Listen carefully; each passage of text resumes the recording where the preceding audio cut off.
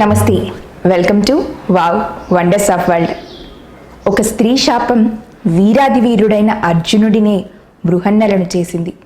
ఒక మహిళ శపథం భీష్ముడినే నిర్వీర్యం చేసింది. మరో మహిళ ఆగ్రహం రాజాది రాజుల్నే అంతం చేసింది. కురుక్షేత్ర సంగ్రామానికే దారితీసింది. ఒక భార్య శాపం 24 గంటల పాటు సూర్యుడి భ్రమణాన్నే నిలిపివేసింది. మహిళలకు కోపం వస్తే రాజులు రాజ్యాలే పోతాయని అటు పురాణాలే కాదు, ఇటు చరిత్ర కూడా చెప్తుంది. అందుకు ఉదాహరణే తలకాడు. మహిళ ఆగ్రహిస్తే ఆ పరమేశ్వరుడు కూడా ఏమీ చేయలేడనడానికి నిదర్శనం తలకాడు. తన భక్తుని కోసం ఆ శివుడే తనకు తానుగా వెలసిన క్షేత్రమది. ఎటువంటి కరువులు కాటకాలు వ్యాధులు బాధలు లేకుండా చేస్తాడని భక్తులంతా నమ్మే వైద్యనాథుడు కొలువైన పుణ్యస్థలమది. కానీ అక్కడ ఎటు చూసినా ఎడారే. అందుబాటులో ఎక్కడా నీళ్లు లేవా అంటే అదీ కాదు.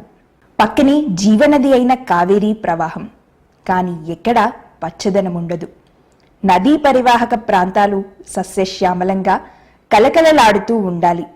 పచ్చని పైరులతో చక్కని ఆరోగ్యానికి ఆలవాలంగా ఉండాలి. కానీ తలకాడు మాత్రం బీటలు వారిపోయింది.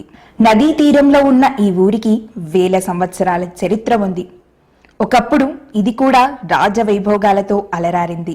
మరి ఇప్పుడిలా ఇసుక దిబ్బలతో ఎడారిగా మారిపోవడానికి కారణమేంటి?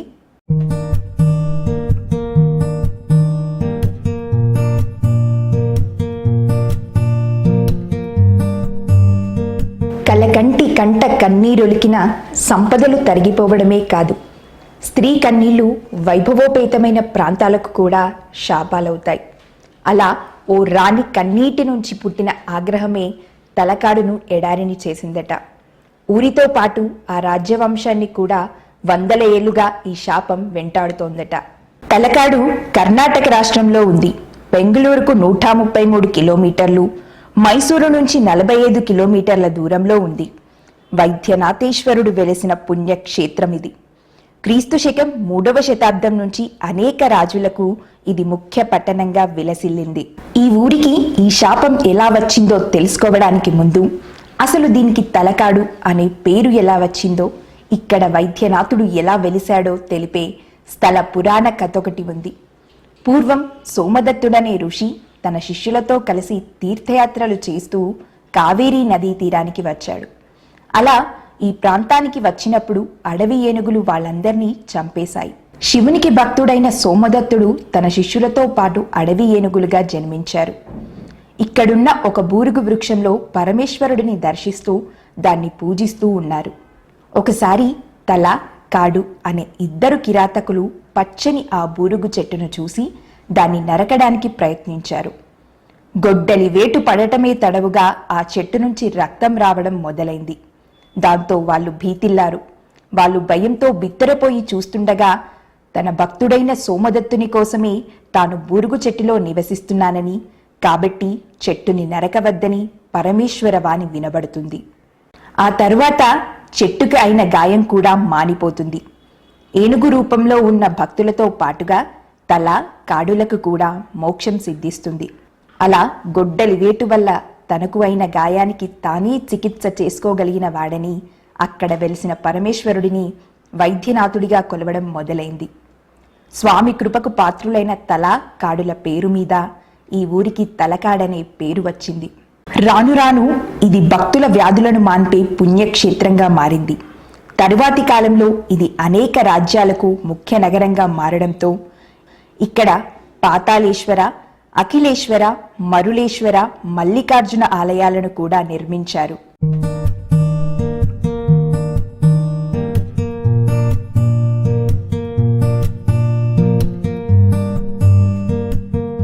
ప్రధాన ఆలయమైన వైద్యనాథ ఆలయంతో కలిపి ఈ పరమేశ్వర రూపాలను పంచలింగాలుగా పిలుస్తారు. మరో 25 వరకు కూడా ఇతర ఆలయాలున్నాయి.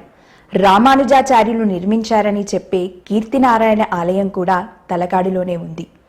అయితే ఈ ఆలయాల్లో చాలా వరకు ఇసుక దిబ్బల్లో కూరుకుపోయి ఉంటాయి. వైద్యనాథ ఆలయం వంటి అతి కొద్ది ఆలయాల్లో మాత్రమే మనం ప్రవేశించగలిగే వీలుంటుంది. వీటిలో పాతాళేశ్వర లింగానికి ఓ ప్రత్యేకత ఉంది. ఇది ఉదయం వేళలో ఎర్రగాను, మధ్యాహ్నం నల్లగాను సాయంకాలం తెల్లగాను కనిపించడం విశేషం.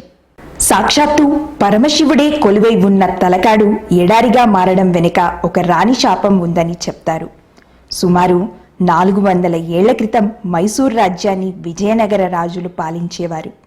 వారిలో తిరుమల రాజుగా పిలువబడే శ్రీరంగరాయ ఒకరు. ఒకసారి ఆయనకి ఏదో అంతుచిక్కని వ్యాధి వచ్చింది. ఎన్ని రకాల మందులు వాడినా, ఎన్ని చికిత్సలు చేసినా కూడా ఆ వ్యాధి నయం కాలేదు. దాంతో తన రాజ్యమైన శ్రీరంగపట్టణాన్ని తన రెండో భార్య అలవేలమ్మకు అప్పజెప్పి వ్యాధుల నుంచి కాపాడే వైద్యనాథుని చేరి సేవించాడు రంగరాయ.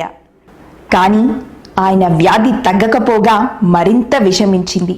ఇక ఆఖరి క్షణాలు దగ్గర పడ్డాయని తెలిసిన ఆయన భార్య అలవేలమ్మ తన భర్త చివరి చూపైనా దక్కుతుందని వెంటనే తలకాడుకు బయలుదేరింది. వెళ్లేటప్పుడు శ్రీరంగపట్టణాన్ని మైసూర్ రాజా ఉడయార్కి అప్పగించింది. అయితే ఆ రాణి దయనీయ పరిస్థితిని ఆసరాగా చేసుకున్న రాజా ఉడయార్ శ్రీరంగపట్టణాన్ని తన స్వాధీనం చేసుకున్నాడు. అంతేకాదు, రాణి దగ్గరున్న బంగారం మొత్తాన్ని తీసుకుని రమ్మంటూ తన సైన్యాన్ని పంపించాడు. ఒక పక్క ప్రాణాలు వదిలిన భర్త, మరో పక్క రాజా ఉడయార్ నమ్మక ద్రోహం ఆమెకు తీవ్రమైన ఆగ్రహం కలిగించింది. మరోవైపు నిస్సహాయ పరిస్థితి ఆమెను ఆత్మహత్యకు ప్రేరేపించింది. కావేరీ నదిలోని మాలాంగి అనే ప్రాంతంలోకి దూకి ప్రాణాలు విడిచిపెట్టింది. నదిలోకి దూకడానికి ముందు పట్టరాని ఆవేశంతో తన భర్త ప్రాణాలు కాపాడలేని ఈ తలకాడు ఇసుక దిబ్బల్లో కూరుకుపోని, తాను దూకిన కావేరీలోని మాలాంగి ప్రాంతం సుడిగుండమైపోని, తనను మోసం చేసిన రాజా ఉడయార్ వంశం వారసులు లేకుండా అయిపోని అంటూ శపించింది. ఆ శాప ఫలితమే తలకాడు కొన్ని మీటర్ల లోతు వరకు ఇసుకలో కూరుకుపోయి ఉంటుంది. ఎడారిలా విపరీతమైన వేడితో ఉంటుంది. మాలాంగిలో ఎప్పుడూ సుడిగుండాలే ఏర్పడుతుంటాయి. ఉడయార్ రాజవంశం నిర్వీర్యమైపోయింది. మైసూర్ రాజా కుటుంబం 17వ శతాబ్దం వరకు సంతానలేమితో బాధపడింది. ప్రతి 2 తరాలకి ఒక తరంలో పిల్లలు కలగక కష్టపడింది. రాజులు రాజ్యాలే పోయినా తలకాడు మాత్రం ఇంకా ఎడారి ఇసుకతోనే నిండిపోయి ఉంది. వీటన్నిటికీ రాణి అలవేలమ్మ శాపమే కారణమంటారు అక్కడి ప్రజలు. అయితే కెఎన్ గణేశయ్య అనే భూగర్భ శాస్త్రవేత్త మాత్రం దీన్నొక పర్యావరణ విపత్తుగా చెప్తారు.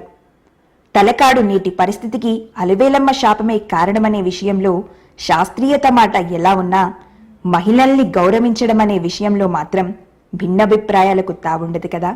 ఏమంటారు?